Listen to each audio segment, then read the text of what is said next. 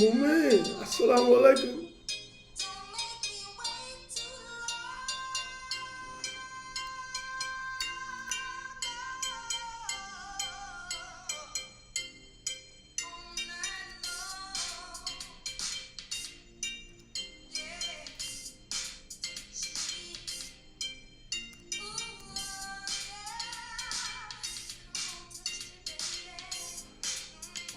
What's up, ScoonTv family? This is the weekly live stream, broadcasting on multiple platforms: Kick, Twitch, Rumble, YouTube, ScoonTV.com. Download the ScoonTV app. We talk about politics. There's a lot going on today. Looks like war in the Mideast. There's live war games with China, Russia, and Iran at the Strait of Hormuz. Cuba's in a blackout. What else? Jesse Jackson passed away. There's a whole lot going on in the world.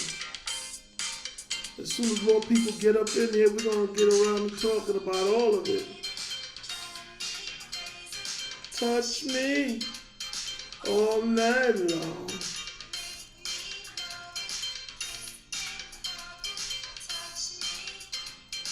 All night long.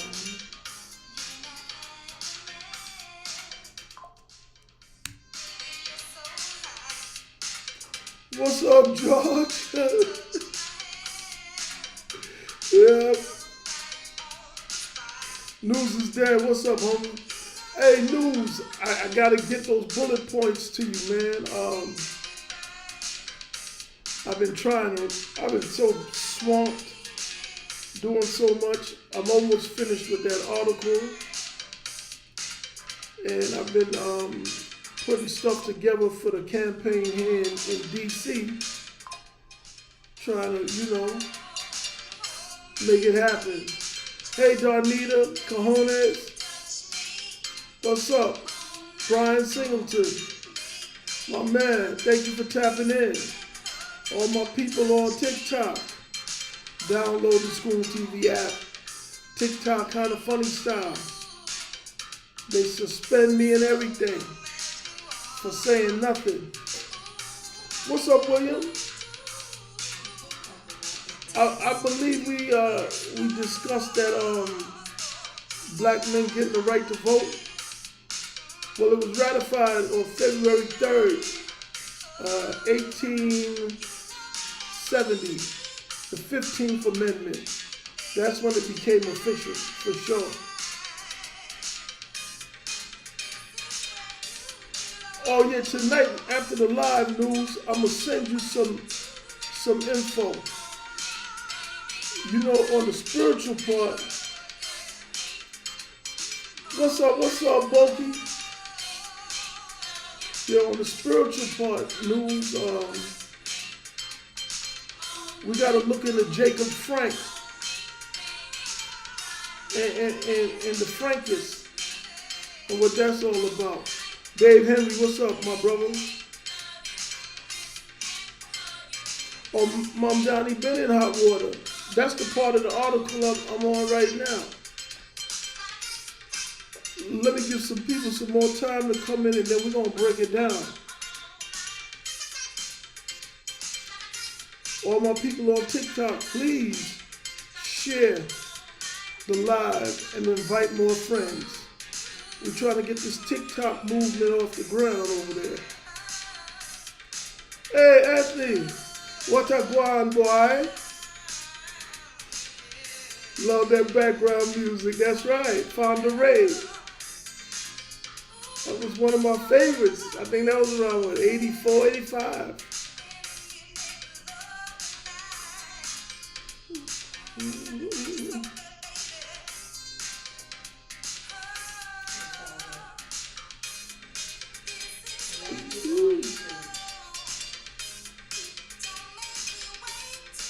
Come on, TikTok, share the live for me. Let's get the word out. Download the ScoonTV app. We got to drive this traffic. check out those free documentaries, free for now anyway. The latest is about crisis actors and false flags. It'll blow your mind. But then there's stuff like the Black Rock documentary, and Fauci and George Soros and all those heavy topics.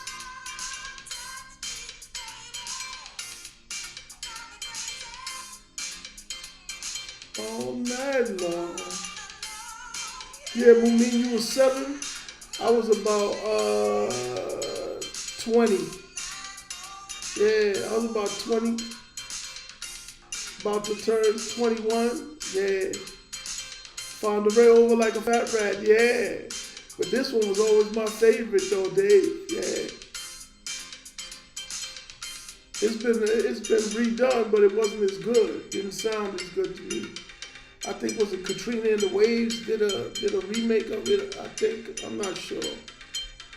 My DJ memory's a little rusty right now. Obama was talking smack about Newsom homelessness plan for California. I mean, I don't know what's going on. It's like everybody's turning on each other, you know?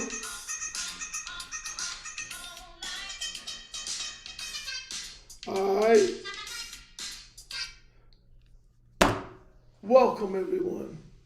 It's the ScoonTv weekly live stream. That song would have played for another 4 minutes. That was that Super 45 mix, I think. What is the biggest issue facing the country right now? There's a lot going on in the world. The biggest issue. There's so many of them, man. But the economy. It's got to be the economy. I'm looking at statistics about car vehicles, especially SUVs, losing anywhere between 55% to 70% of their value in 3 years. And you know the average car note is like 5 years, lately 6. So before you could even finish paying for it, it's lost most of the value. And interest rates high, housing overpriced. Economically, people are being pushed out. I think there's something like 1.2 million people lost their jobs in 2025. Yeah, my concern is always the economy, because I think once the economy is okay, everything else kind of take care of itself, you know. Yeah. But we're in a different time, cojones. The day of easy money is over. And when I say easy money, I'm talking about, you know, these jobs where you just show up and you're not really needed, things like that. People have been getting money just to keep them occupied, and there seems to be a tightening of the resources. America is moving like it's broke. And with a $38 trillion national debt, it may be some validity to that, some veracity to it, right? I think that's why we're having these wars right now with Cuba. Cuba is presently under siege. There's an energy blockade denying Cuba oil, airplane fuel, and without the oil and diesel, they can't move food around. People are going to start starving. Foreign countries are sending empty jets to Cuba to retrieve their tourists. Like, it's really bad there, man. And it's going to get worse. They're in darkness 20 hours a day. No fuel, no jet fuel.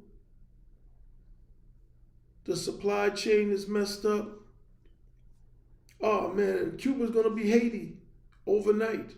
No offense to any Haitians in the room listening. Yeah, it's rough. There's so many things going on in the world. These wars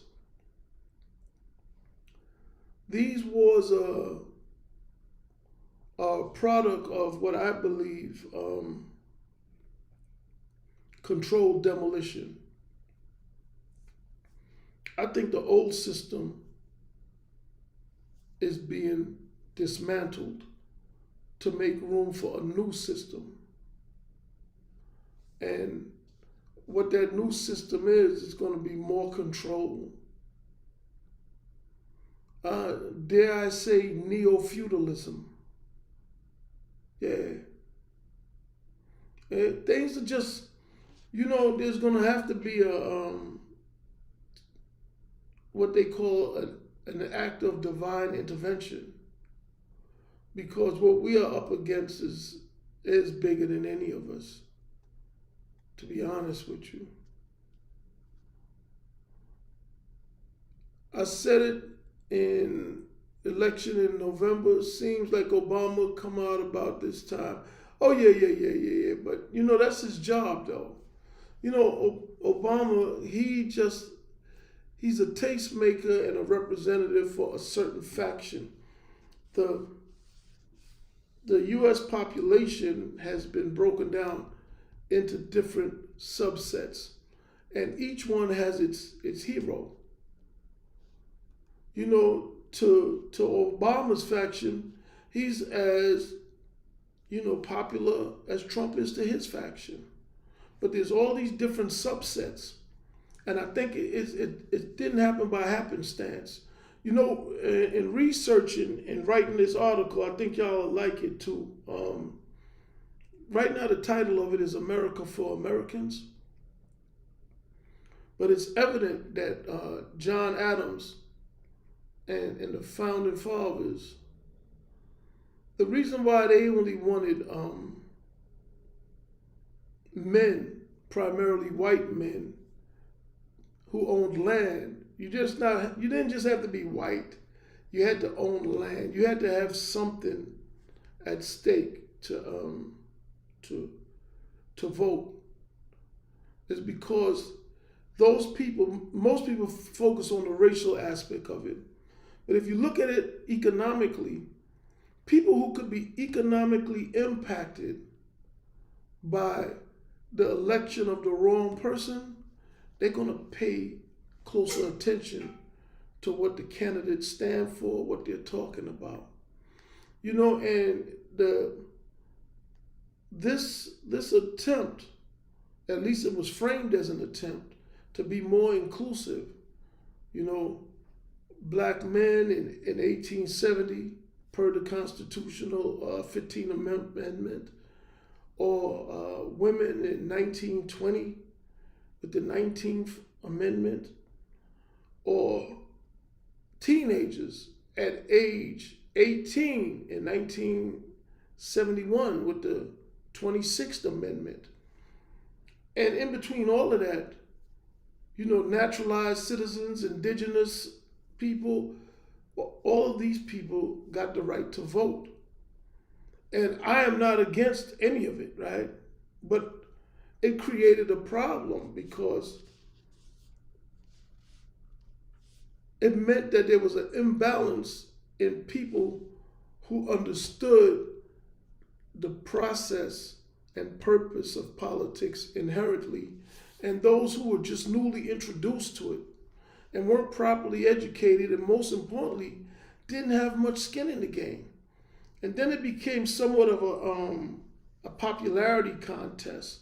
So when you lower the quality of the voter, you, in effect, lowered the threshold for those entering politics. And then that's why we got Kamala Harris and Megan Thee Stallion and Lizzo and Beyonce twerking and all this to get out the vote. Because the voters now, they have been expanded to a point that they no longer even understand what really matters. And I think that was done by design. So you have to meet them where they are.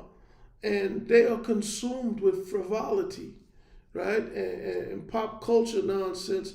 You know, they'll vote for somebody because the person that told them to vote just won an Oscar, or, you know, was all over the news or went viral or something like that.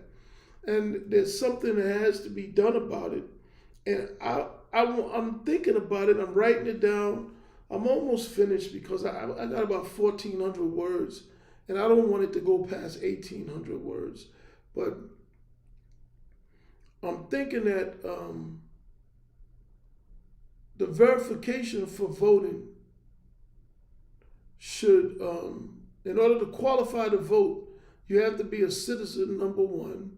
And this can be proven online with a simple upload of your documents that can be verified because it's on file. And with the use of biometrics, you can put your face.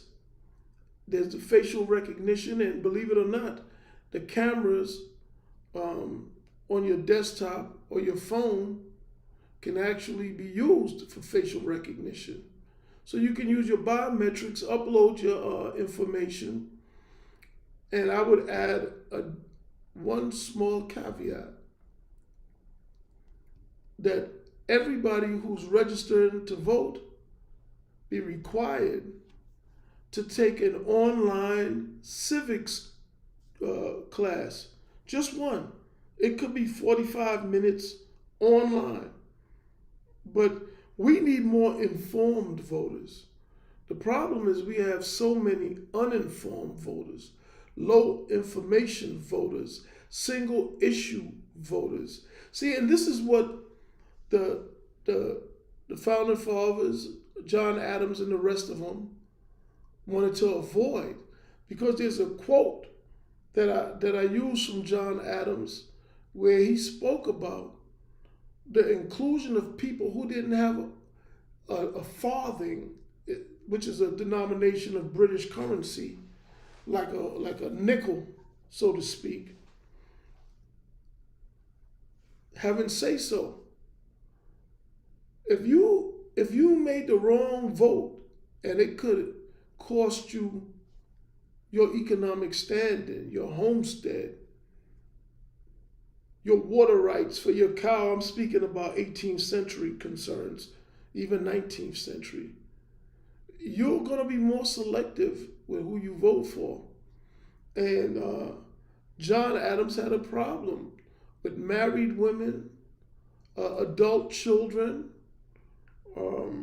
tenant farmers, in other words, if they're renting, servants. And no, John Adams did not own any slaves. Neither did Alexander Hamilton or a dozen others. There's this perception that all these people were slave owners and they just didn't want slaves to vote. They wanted people who they felt were responsible, who could create wealth, who can contribute to a fledgling nation, the growth and development of a nation in its infancy. And you can't, if you really think about it and separate 20th century and 21st century concerns, you could kind of see where they were coming from. But like I said, I believe that it's easy. You can upload your birth certificate, driver's license, all of that, online to a platform, and your biometrics. Get your voter ID, but everyone has to be required to take a civics class before they get their voter ID, at the very least. And I would say that even pay taxes. Because if you're a citizen, but you've never had a job and you've never paid any taxes, and you're just living, off of public assistance, well, you're the kind of people that the architects of all of this were afraid of. the word they used were those type of voters could be easily manipulated. And I got to that point in the article, and I'm using Mamdani as an example. You know, within the first week of him being in office in New York, he promised free buses, but the bus fare went up 10 cents. Not a whole lot, but it definitely went in the wrong direction. You know, he initially estimated that he would be over budget by $12 billion. And then he went back and now he says it's $8 billion or something to that effect, 8 or 7 billion. There's a lot. His mom's in the Epstein files, and people are already mad at him. This guy just took office on January 1st. It's been a month and a half. And they're already tired of him. But that's good, though. They deserve him. They deserve him. If that was a protest vote, they'll know better. They bit off their nose to spite their face. Trump posted all his Jesse Jackson throwback pics today. Trump always been in the thick of things. Trump also has always been cool with black liberals because Trump is a liberal. Trump gave Jesse Jackson free office space when Jesse was running for president in 1988. Trump is not, when they say Trump is a racist, I don't know, I don't know the man. But he was pretty cozy with black folks. In fact, when he was talking about running for president 30-something years ago, he was talking about Oprah Winfrey being his vice president. And this is what it is now. He's been on the receiving end from black folks since he became a Republican. All of a sudden, he's a racist. Prior to that, everybody wants to be seen in pictures with him, from Al Sharpton to Diddy to you name it. They all know him. Russell Simmons, they all know Trump. They all know him. He wanted their business. He wanted their following in his casinos, all of that. And let's not forget, Trump and Don King go way back. I mean, Trump is about money. What he doesn't like is people who don't add anything to the table, bring anything to the table, and they just get in the way. You know, they used the Central Park 5 issue against him. But the reality is, Trump owned property around there. Central Park had a bad reputation. Now listen, I'm not saying what he said, what he did, none of that. But sometimes people got to step out of their own narrative and just to make sure that what they believe is correct. Trump had property right near Central Park, and it was being adversely affected by the crime that was going on in Central Park. Now, I don't know what Yusuf Salam and the others did, and they follow me on Twitter too, but I think Yusuf Salam is in government now. He's an elected official. But the reality is that they were in the park harassing strangers. They called it wilding back then. Let's go wilding out. In other words, they teenagers. They go around, they starting trouble. When I was a kid, we'd play a game called Salugi. You grab somebody's hat and you throw it. As they try to get it from you, you throw it to somebody else or something. But by the time Central Park happened, Salugi went from snatching somebody's hat to just whooping their ass, and in the case of their victim, getting raped. And you got to admit, even if they didn't rape the woman, they was part of a mob and an activity that led to someone being raped. So did they rape her? No, but they're still not innocent. They were actually in the park. They were in the park harassing people, menacing people. That's the correct word. You know, and because Trump spoke out about that, you know, everything is framed as black and white. And I think Trump is more or less an elitist. That's how I see him. If you don't have no money and you can't help him make some money, what good are you? And that's pretty much no matter what color you are. That's how I think he sees the world. You know what I mean? Like he's really easy to figure out in that respect. The Fed is injecting 16 billion. Is it 16 or 60 into the economy next week? Because 16 is not that much. But they said it's not quantitative easing though. You know, any chance of widespread cancellation of international debts? Man, there's something going on. Japan, China, they're all trying to dump the U.S. treasuries. And they're dumping it at a loss. First of all, I don't know who would buy it if people feel like the U.S. is going down or the dollar is going down. There's something going on. And I think the real thing that's going to happen, Dave, is that they're going to hit the switch. And we're going to be dealing with central bank digital currency sooner than you know it. And this thing in Iran is shaping up to where this may very well solidify things. I think what Trump is doing, he's going to create a war environment. I mean, he's not going to, it's already happening, right? In the Western Hemisphere, in the Middle East, and quietly things are lining up in China, in the Southeast Asian Sea, and the currency change. That's going to be in the name of national security, because of all the things that's going on. All transactions are going to have to be monitored. I'll tell you guys something, right? So with ScoonTV, we pay the writers with PayPal, right?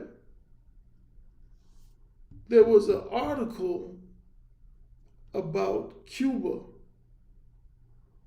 that was recent, and when I went to pay the writer, they froze my PayPal account. And this is the second time it happened. The first time it happened, it was because of an article about Iran last year, right? And they wanted verification that it wasn't money going to Cuba or to Iran. Like, wait until that digital currency comes. It's going to be worse than that. And these were American writers. I had to let them know this is an American media company based in America. And these are people, they're getting paid for writing the articles. I'm not sending money to Cuba or sending money to Iran. Take a screenshot of the homepage and send it in, and then they unfroze it right away. But they're watching. They're watching everything. America's going to start looking like Colombia. People will have to tap into their entrepreneur spirits. People are already in zombie mode. Well, they're spoiled, Brian. They're used to being compensated for nothing or next to nothing. They think working is getting dressed up every day and commuting an hour to go to an office where they just fraternize and think about what they're going to get for lunch before they go home. They think that's work. And that has been done for the last, 40 years. Conditioning people to get money for nothing. And, not to go too deep on a tangent, but from the time Nixon took the U.S. off the dollar and sent Kissinger to China in 1972, and they started normalizing relations with China. From the time the dollar was taken off the gold standard on August 15th, 1971. Manufacturing started leaving, going abroad. Steel manufacturing, you name it. It was all going abroad. And so we wouldn't notice America became a service industry economy. Not overnight, but gradually, to the point where we hardly manufactured anything. When I hear them talking about bringing back jobs, well, why did they leave in the first place, right? And I don't think it's for the reasons they said. Those jobs that left actually built up Japan, built up China, because that was part of a plan to build those places up. And they needed the revenue from the manufacturing, because the U.S. after World War II was a major manufacturing nation, right? But in order for the distribution of wealth, everyone had to have their turn to have that, that opportunity. But while it was being transitioned to the Far East, America became a service industry driven economy, and people started having jobs that they were basically being overpaid for. And that was so we wouldn't notice. Hence the national debt, borrowing money just to keep appearances up, right? And now they're talking about bringing back the manufacturing, but I don't think it's ever coming back, because now we have AI. If it comes back, it's not because we're going to be doing the manufacturing. That model is gone. That working in factories and all that shit is over with. That's why they're talking about UBI. They don't need manpower anymore. It's really that simple. They don't need manpower anymore. Yes, Anthony, it's rough for real. Trump is rolling back the 1965 immigration laws. Listen, I saw something where Trump said, even if you're a green card holder, you're not going to be able to get small business, the SBA loans. Yeah. So they're rolling everything back. And it leads to the fact that,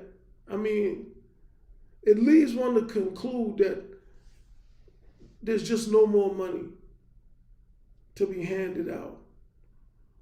They're going to have a hard time. It's going to be hard enough just providing a way for American citizens and maintaining stability.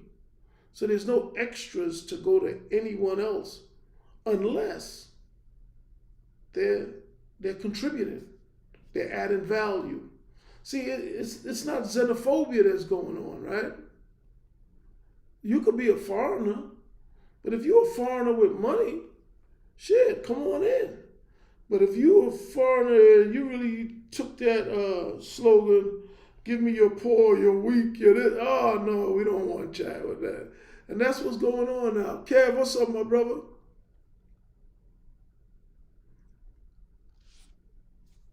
You're right. It makes no sense that some 18-year-old who knows nothing really vote counts the same as a man in it. Yeah, bro.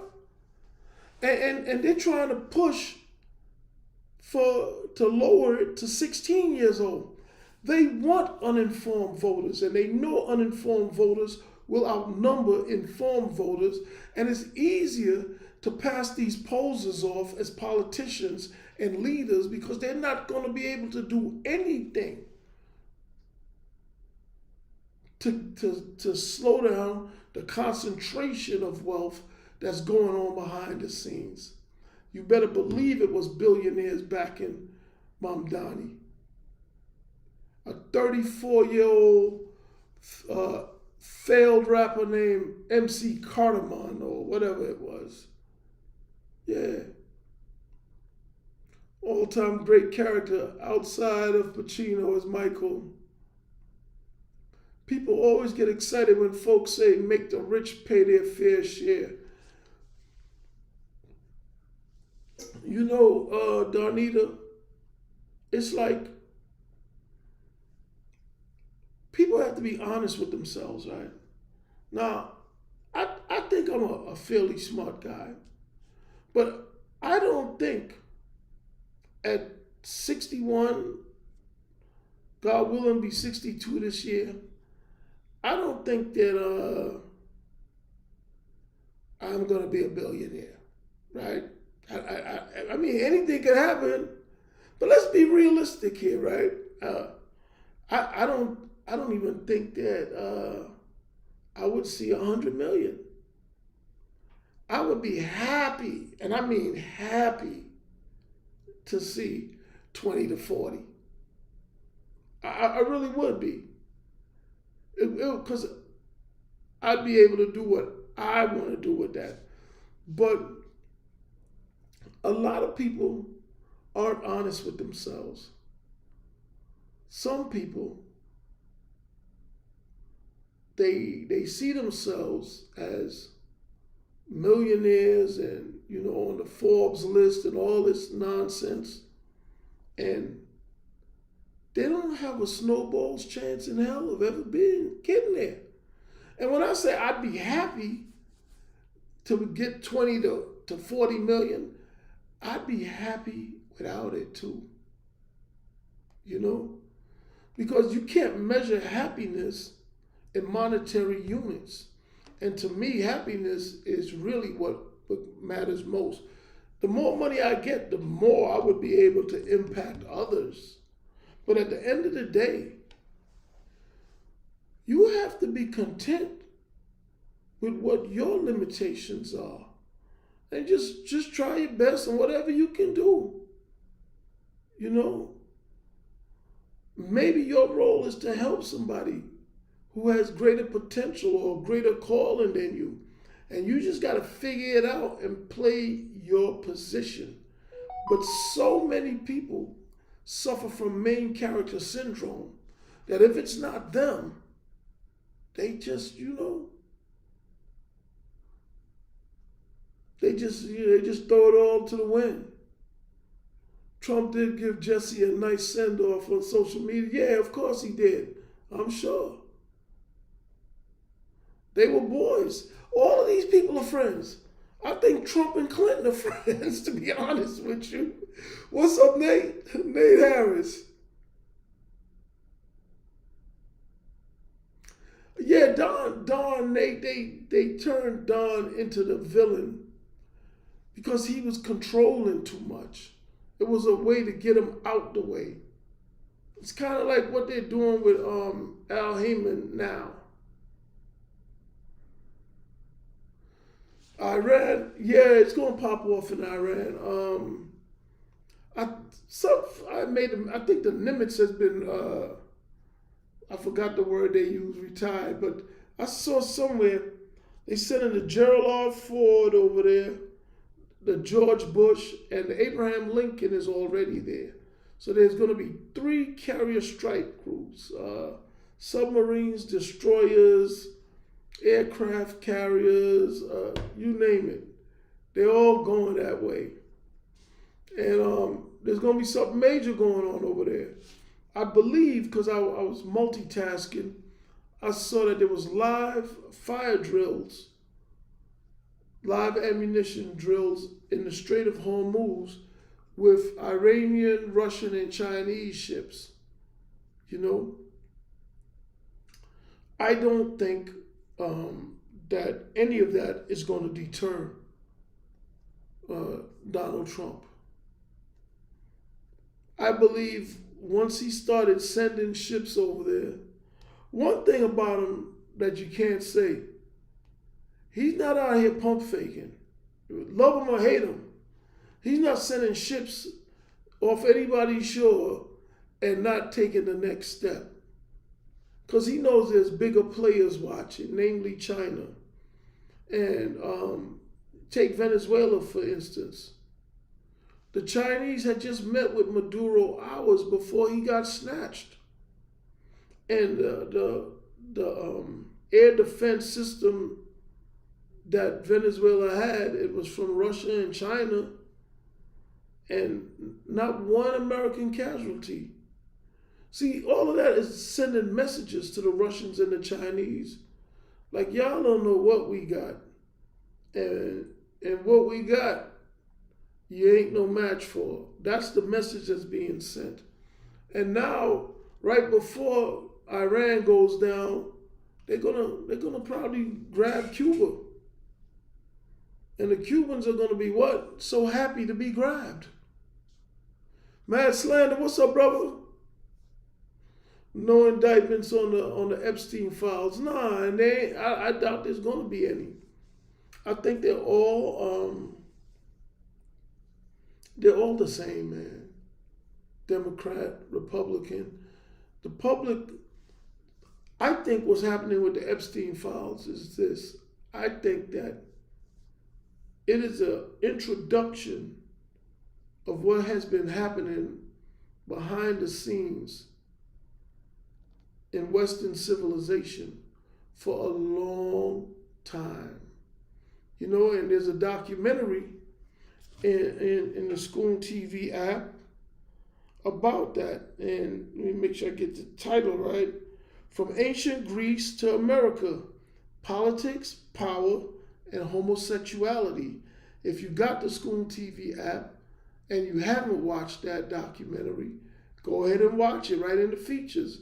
And if you don't have the ScoonTV app, why don't you? You need to hurry up and download it. It's free. Lots of exclusive content, stuff you've never seen before, that you won't see anywhere else. But yeah, I think it did. I think humanity is being brought to a point where we can no longer plead ignorance. We're going to be forced to make a choice, and we won't be able to say we didn't know. So it will be a willful choice, you know, like I know what's going on over here, but, you know, I guess I don't have a choice. No, you do. And that's what's happening. So we're being told certain things. We're being made aware because the time is coming when we're just going to have to make a choice of where we are, where we stand with things, you know. And at that point in time, we got to really stand on faith. It reminds me of those workers in New York who refused to take the COVID vaccine. And they all lost their jobs, right? But a year or so later, they were given their jobs back with back pay. And their co-workers, their colleagues who had taken the shot but didn't want to. Of course, some people wanted to because they really believed the things in the media. So a lot of people actually wanted to take the shots. But there were people who did not want to take the shot. But they did because they didn't want to lose everything. And I know they felt bad because the other people stood on business, lost their jobs, did whatever they had to do, and then they got their job back with back pay and didn't take the shot. And I bring that up because sometimes, right, you just gotta stand on business, man, as they say. You know, when I was younger, I had an attitude, I had an approach. It was for the wrong things, but it was the right approach. What I would do before I did anything, I would take ownership of the loss, whatever it may be. I'd be like, this is the worst case scenario. Prepare yourself for it. And I found that by being prepared for the loss, I was always better positioned to win. Because once you lose the fear of losing, you actually stand a better chance of winning. It's the fear that destroys us, man. Once you accept, okay, this is the worst case scenario, I got it. Let's go. Once you lose that fear of failure, of losing, winning becomes easier. Sounds like a loan shark and the green card holders might be arising. Listen, a lot of green card holders just going to become citizens. That's what they want. They don't want dual citizenship, people with multiple passports, unless you're from Israel maybe, but they want, if you're going to be in America, you got to pledge allegiance to America. And I can't say that I'm mad at them for that. If I was running the country, I might feel the same way. Yeah, man. You want to be around us, but you don't want to be one of us, man. Nah, man, get that shit up out of here. That's how I would feel, VC, what's up? How far will AI take out people with all these news stories about it recognizing the strength? Listen, I saw an article, I don't know how true it is. They say in the next 18 months, AI is going to get rid of 100% of white-collar jobs. And I think the problem with AI, aside from all the nefarious things that we're hearing, is that it's depriving society of purpose. Your job is often the primary purpose or means of fulfilling purpose for most people. Your job is how you take care of your wife, your kids. Your job empowers you to be a great dad, a great husband, a great wife, a great mother, all of these things. But if you're no longer needed in the workplace and manpower is at an all-time low in value because of technology, so now what becomes your purpose, right? Where is your mind wandering in the course of a day when you used to be at work, but now you're at home? See, and I think that has been the problem they were trying to solve before they rolled out the AI. I think the AI has been ready to go a while now. They just have to figure out what to do with all the people, how to keep them busy. Or, if you want to go down that dark street, how to depopulate. So either Whitlock has good instincts or he is connected, because it looks like he will be right about Stephen A. running for president. Yeah, I don't see why Stephen A. would seriously want to run. I could see why he would want to run. It's a great self-promotion vehicle to set him up to make money. He has his bully pulpit. He's getting money from ESPN. He has his own podcast where he can talk about more things. I see it more as just a self-promotion. He doesn't stand a chance. Nobody's going to vote for him.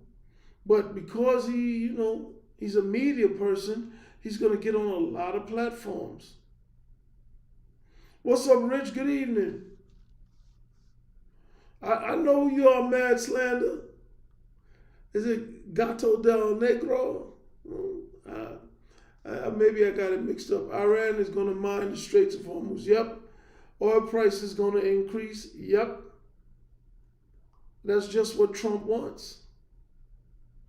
They said the Dalai Lama was mentioned in the files. Yep. 169 times to be exact. I always knew something was weird with the guy. once you're in the club, that tells you a lot. You know, even if initially you're not like them, right? You spend too much time around them, you become like them. You know, association brings forth assimilation. Oh, you saw the documentary, Anthony, huh? Yep. I wonder what ran through Putin and Xi Jinping's mind when they saw Maduro get snatched and grabbed. Well, America's flexing its muscles, news. America spends more annually on its military than something like the next 10 to 14 countries, China and Russia included. Spend a lot of money, you know.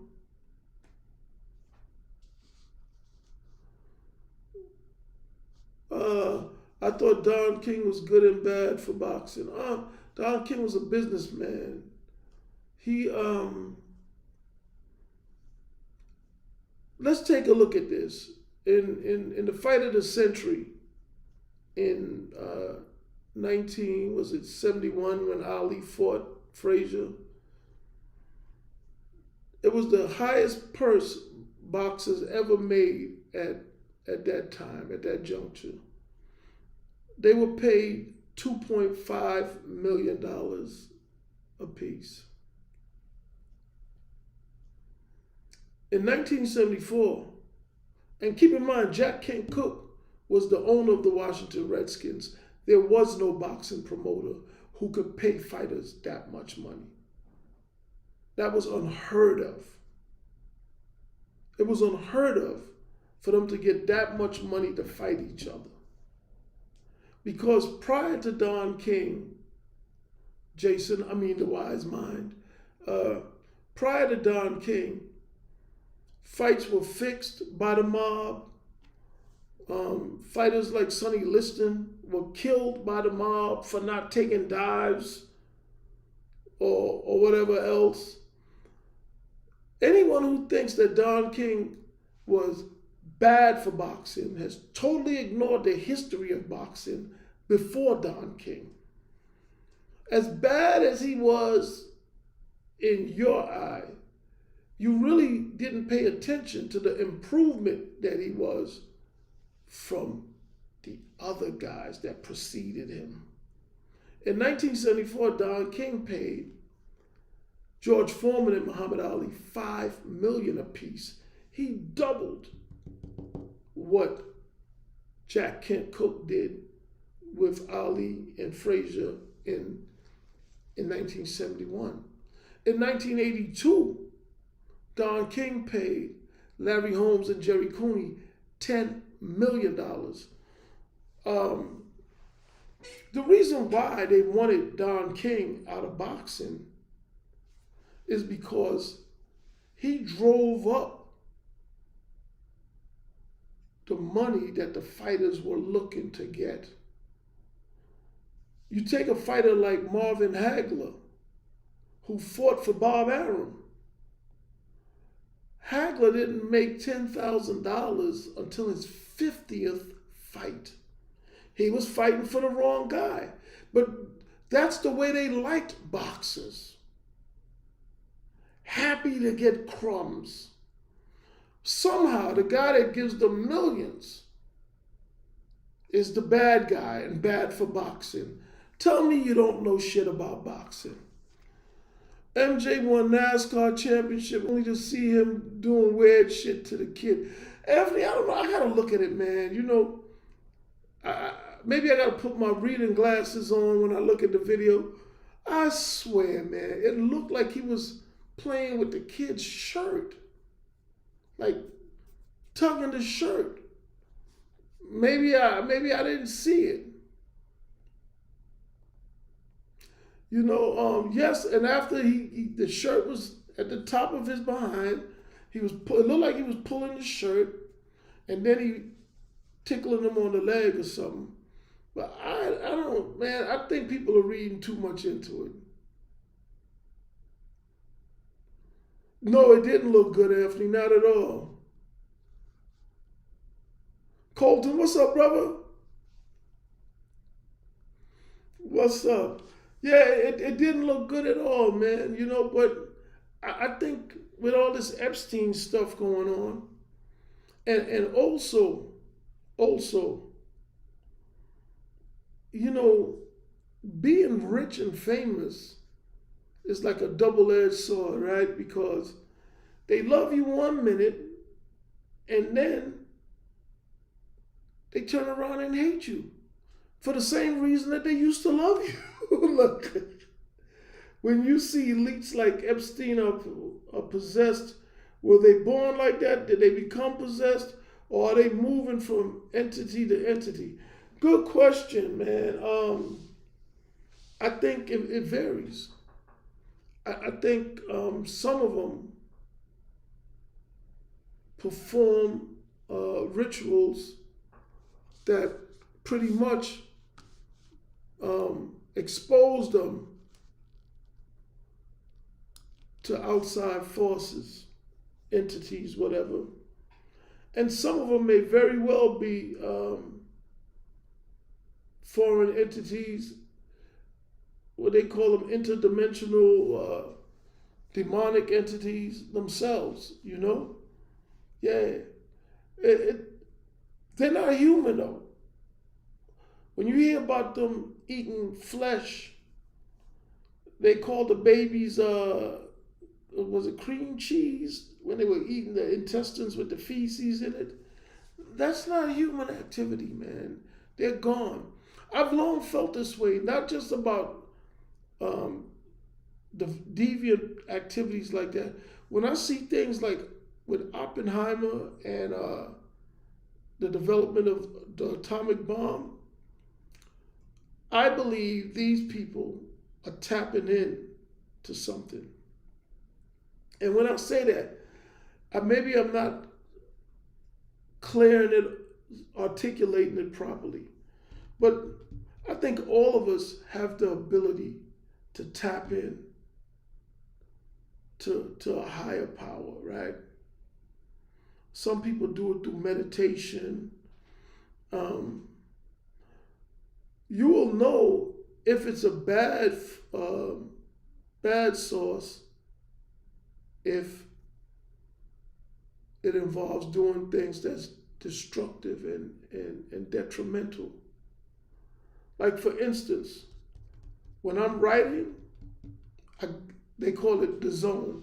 I get in the zone and words come to me when I'm writing. Words that I don't use in everyday conversation. And words that I'm not even sure of its exact meaning.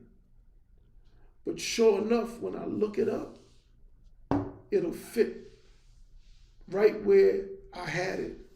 And I'm often amazed at that. And that's what made me think, like, when these scientists or whatever, and they're doing their research, we're all sometimes being guided, sometimes in the right way, sometimes in the wrong way.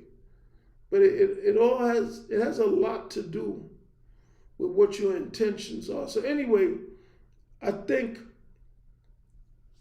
Epstein and all of those people, some of them, they just made Faustian bargains.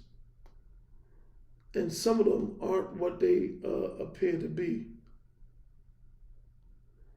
Just like many inherit religion, these guys inherit demonic cults.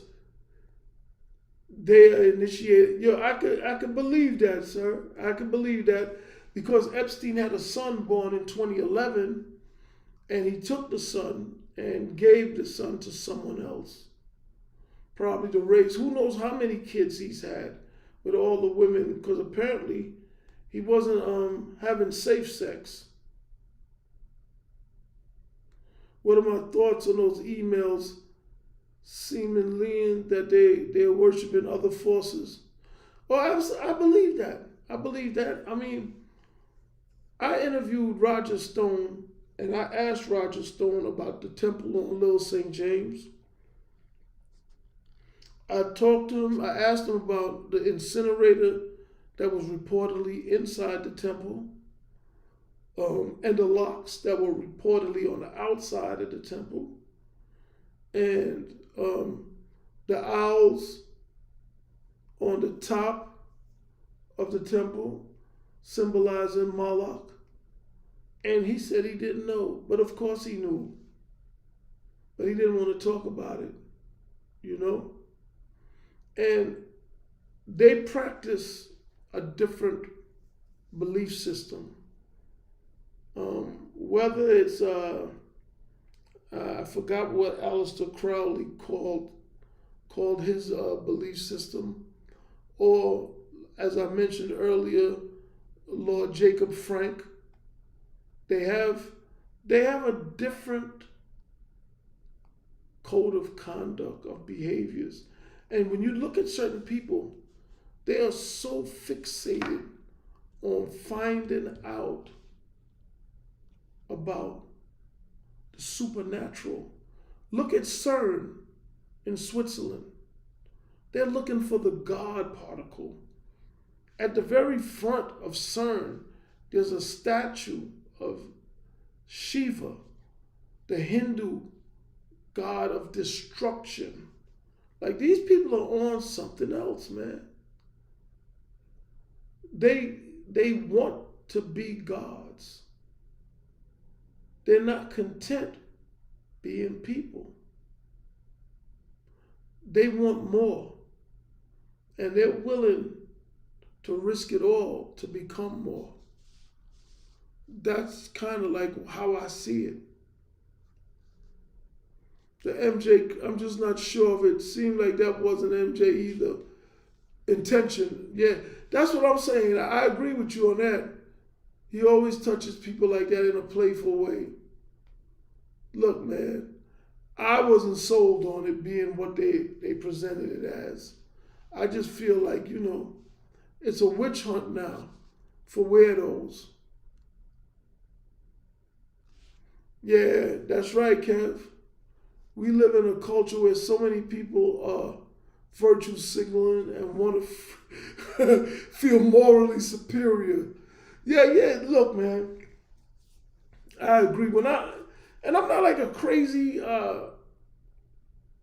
sports fan or anything, but when I looked at it, I just was like, what is he doing? Is he pulling his shirt? The kid certainly didn't look like he felt violated, and there were so many people around. But again, I needed to get a better look at it to have a real opinion. But from what I saw, it didn't look like anything. Oh, Dante, well, listen, has our government been taken over by our greatest ally? Oh, man, bro, look. There looks to be a coup. But if America has been taken over, I believe it happened with JFK, not with Trump or Biden. JFK. Something happened with JFK. He was a little ambitious, and he paid the price for it, for sure. Apparently, it was because I've got on his shirt after they were pouring water. Okay, let me see where we at. MJ is from a different era. If he was a weirdo, we'd know this decades ago. Yes. There was ice down his shirt. Mike ain't a perv. Yo, man, that's what I think. I don't believe that. Apparently it was because ice got on his shirt after they were pouring water after winning the Daytona 500. That's what it looked like to me. It looked like he had the kid's shirt. Have you heard of this guy named Brian Johnson, reverse agent? I think he does blood transfusions. is that the like billionaire or millionaire or whatever he is, and he's been trying to figure out how to reverse his age. Word on the street, we're in the Jared Kushner administration. Jared's a bad boy. You know what Jared's name means? It means to descend. Think about that. In Hebrew, it means to descend. And he bought 666 Fifth Avenue for $1.8 billion, which is 600 million 3 times. Just a little bit of trivia there for you. Just watched a really good doc on the ABA on Amazon. Key takeaways. The ABA, like the Negro League, had a difficult time keeping the star players from going to the NBA. And the players were against the merger because they would use both leagues against each other to increase their salaries. Do you think there was a real chance for Negro leagues to merge with MLB? No, I don't. They didn't want all of those players. They just wanted the creme de la creme. They didn't want an influx of black players to that degree. And let's not be pretentious, right? Not all of those players were good enough to be in Major League Baseball. A large number of them probably could have made the cut, but not all of them, right? And out of the Negro League, I feel safe to say 30% of them could have been in Major League Baseball.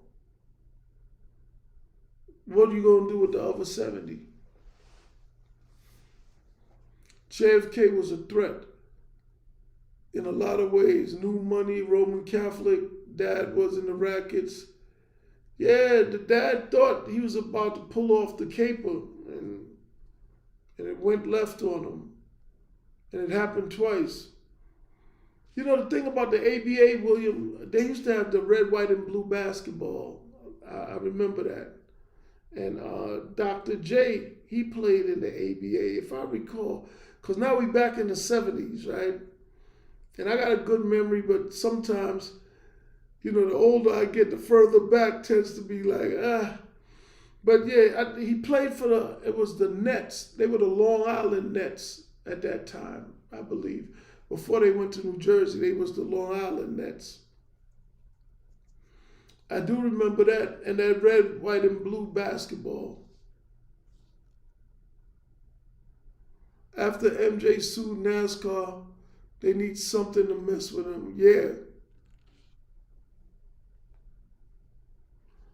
Yeah, Joe Kennedy was ruthless, but he wasn't as ruthless as Prescott Bush. Blacks have such a rich history in baseball. It's sad to see the numbers so low now. Well, rap. I blame rap, man. Rap really redirected a lot of black talent. A lot of people that would have been boxing, playing baseball, doing a lot of athletic things. It was just easier to pick up the microphone. Pistol, Gervin, oh yeah, the Iceman. Yeah, McGinnis. I think, what was McGinnis in Philly? Nate Archibald, Tiny, yeah. Dave Bing. Yeah, Dave Bing became the mayor of Detroit. I actually had a conversation with Bing. Got him to support my guy somewhat. Yeah. I think Bing is from D.C., but he's now known in Detroit because, you know, I don't know if he played for the Pistons up there, but He probably did if he became the mayor. Something had to establish him in Detroit.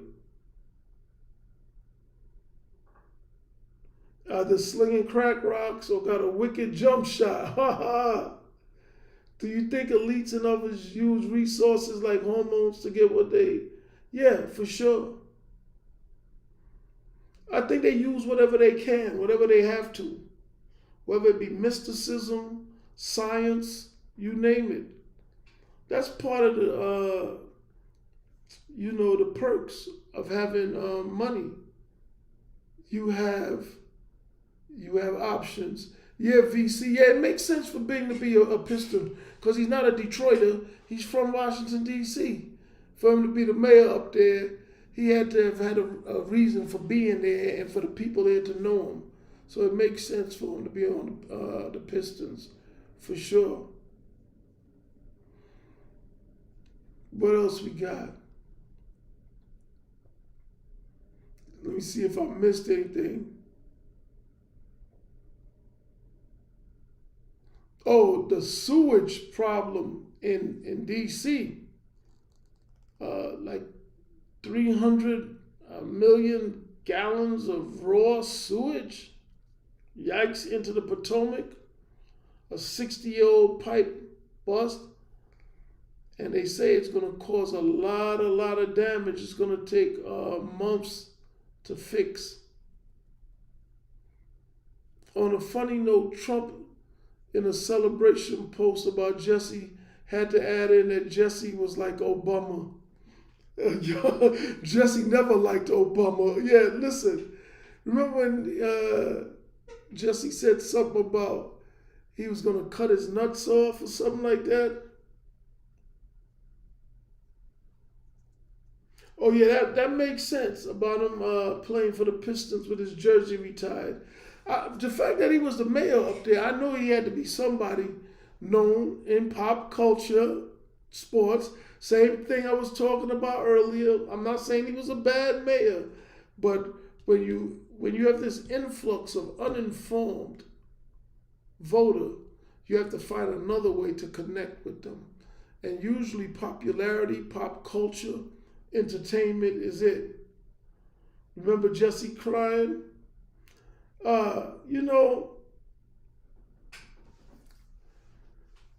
If you watch the Boule documentary in your ScoonTV app, you will see in the Boule Part 2, not Part 1, Part 2, that it was actually Jesse Jackson who informed the media in 1989, December 1989, at the Grand Hyatt Hotel outside O'Hare, Chicago, the airport, that black people would from that day forward be known as African Americans. It was Jesse who did that. And if you watch the Boule Part 2, we theorized that the reason for that is because it was like 14 months before Nelson Mandela was released from prison in like February of 1991. And the black community in America were being primed to have a connection with an African liberation freedom fighter, which is not really what Mandela was, because everybody that makes it to those levels are already controlled and compromised, right? But the people, the plebes, the masses have to be conditioned in a way to be misdirected and manipulated. So when Mandela got out, Jesse Jackson was there to meet him in South Africa. And he brought him back to America because this African freedom fighter is coming to America to be celebrated by African Americans. Think about this. No black people in America were known as African American until Jesse Jackson decided that's what we should be called. And it had all kinds of implications there and reasons for why it was done. And it's just one big psyop. And when you understand how we are manipulated about the very name, the very identity that we accept, then it's hard to trust anything that's in the media like that, man. Nelson Mandela had a ticker tape parade in New York City. Why? Because the mayor of New York City was David Dinkins, who, like Jesse, were members of the Boule. And it is their job to do exactly what they did. It's kind of like corralling the sheep, Negro wrangler, but never forget that every sheep's ultimate destination is the slaughterhouse. Sheep are to be led, fed, and at the appropriate time, shed. And that's what's been happening with us forever. Will that term die with Jesse? No. Most people don't even know it started with Jesse, Anthony. They just go along with whatever they see. If it's in the media, education, like I read something. A guy said he collected Bibles, and he had Bibles going back to 1880. And every Bible that he had said something different from the other one. So what's my point?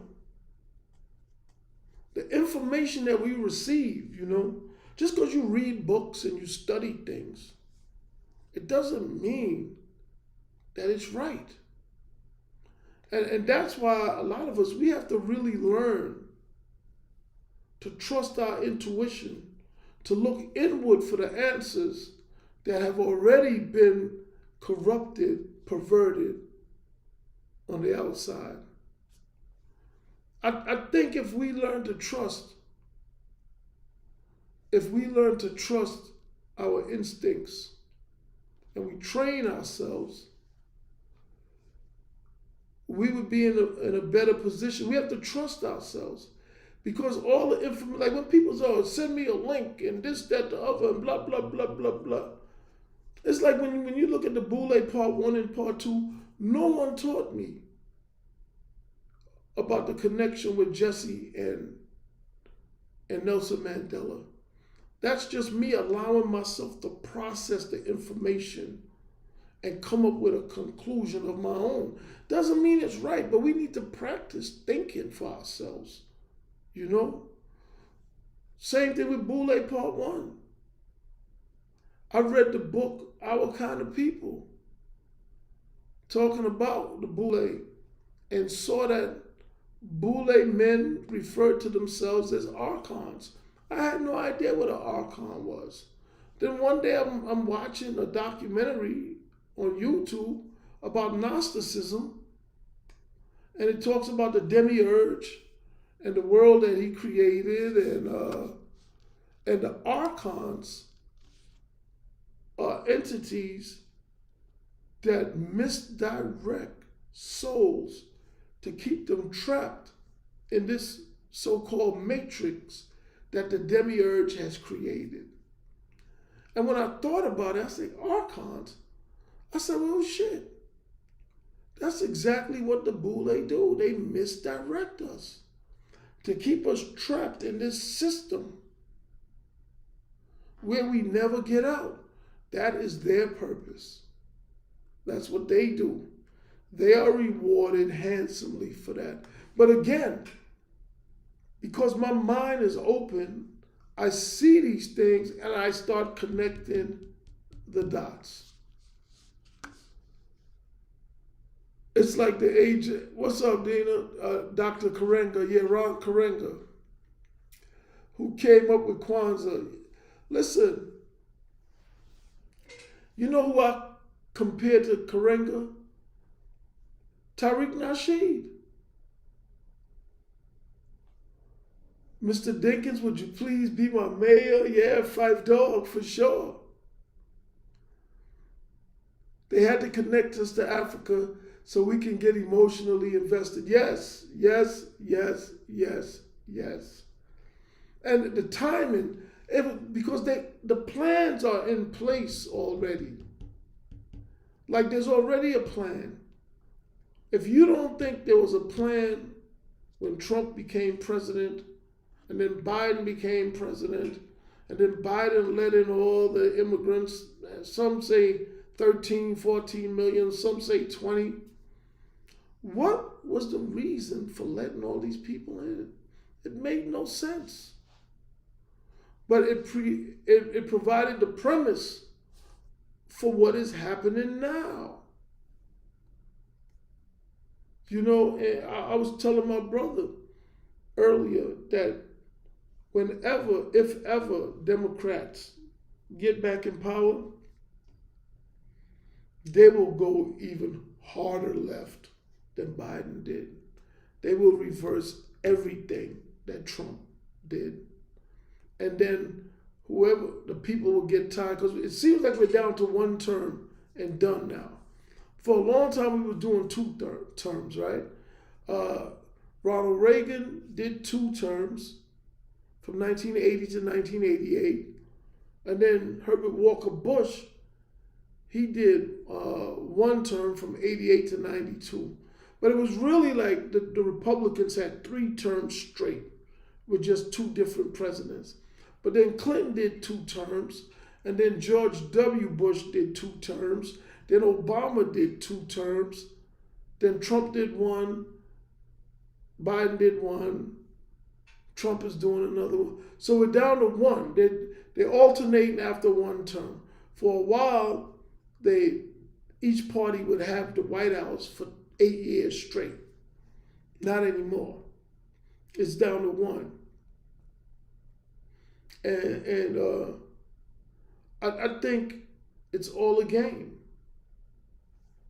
It's all a game. But the reason why it's down to 1 is because whatever the end game is, we're almost there.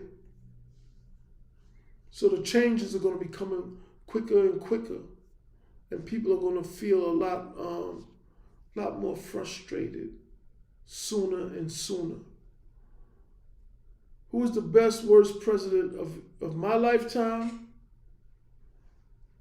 You know, I don't think Trump is the worst president. And I don't think Obama is the worst president either. If I had to pick a worst president, it would either be Jimmy Carter or Joe Biden, for sure. The plan be the plan. Ain't that the truth? Look, the plan be the plan. Oh, thank you, Raheem. Thank you. The plan be the plan.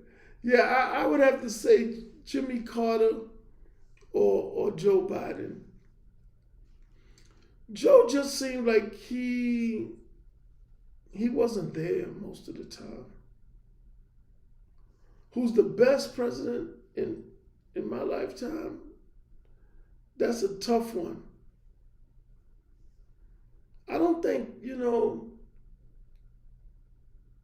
so I remember Nixon, right? I don't remember LBJ, but I remember Nixon. And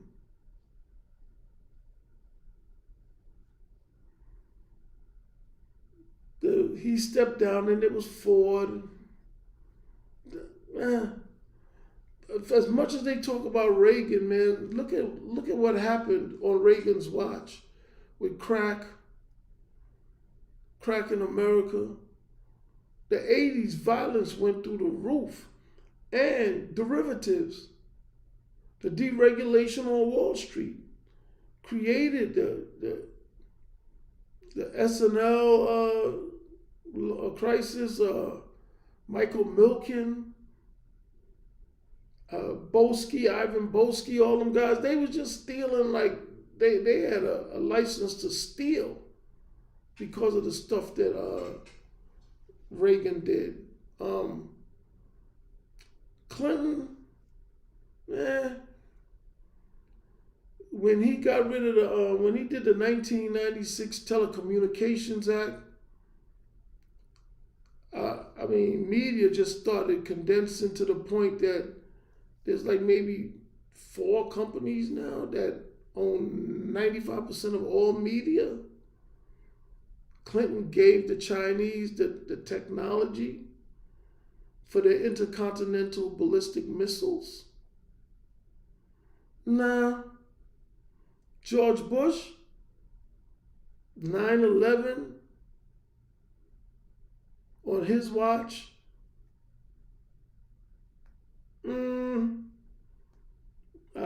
Halliburton, Afghanistan, trillions of dollars going to the Middle East, $300 million a day for 20 years. Nah. Obama, I think Obama's first term, he was okay. His second term, nah. And I think Trump,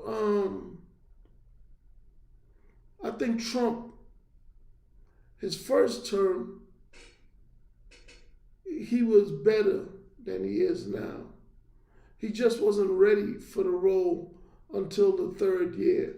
And any politician who's a first timer during COVID, whether it be Trump or Eric Adams in New York, you gotta kind of get him a little bly, right? A little pass, because that was something that no one had ever experienced or had to deal with.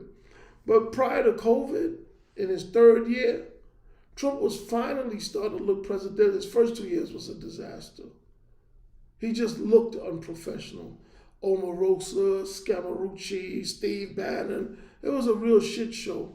It was like The Apprentice goes to Washington, D.C., go to the nation's capital. But by the 3rd year, he started looking all right to me. But then COVID came. The towers. Yeah, for sure. So I don't know, man. I don't know about best. It just seemed it seems kind of rough, man. You know, I'm old school, and I really feel that anybody who's president of the United States should have some military background. And I don't mean National Guard, no offense, or reserves. I mean real military training. I'm talking about West Point. You know, you don't have to be a 5-star general, but you need to have some officer history, some military history, because ultimately I think being the president, that term commander-in-chief, that's not something that you can go from being a community organizer, you know, to being. There has to be some kind of preparation for that. If it's to be taken seriously. This admin is the most unprofessional I've ever seen. Only reason Biden won was because of COVID. Yeah, I mean, Trump got other reasons for that, but this administration, right? When I look at this administration, what I see is that it looks like everyone around Trump is kind of scared of him. Yeah. It doesn't look like he's around people. And I'm not saying that you have to be, you know, oppositional to your boss. Not at all. That's not what I'm saying.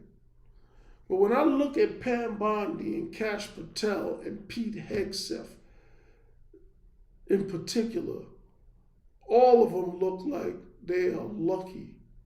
They feel so lucky to be there that they don't want to mess nothing up to lose their spot. And people in those positions, that shouldn't be their primary concern. You know, because if you're in that position, you're supposed to at least convey the level of comfort that says you've been there before or you belong. And they look out of place a lot. And I think it has a lot to do with Trump because he's so,